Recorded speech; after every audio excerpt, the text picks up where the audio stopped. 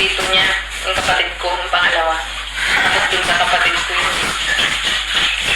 Tinutulungan ko sabi ng kapatid ko. Kasi tumawag ko. Hindi na lumalabas, ayaw magpakita sa akin.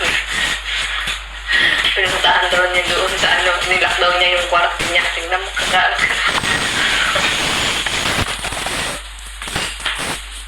My God.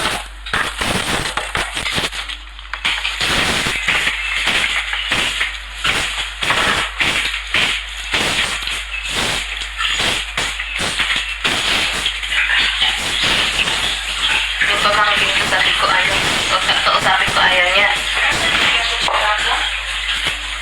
Tapos nung sabi ko kukunin ko yung... Ang init. Saan may init?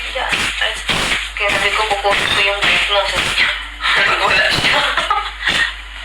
Wala kang kutsara dito. May umakit na lang.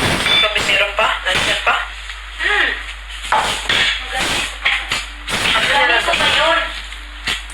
Baka ginamit ang mga butan.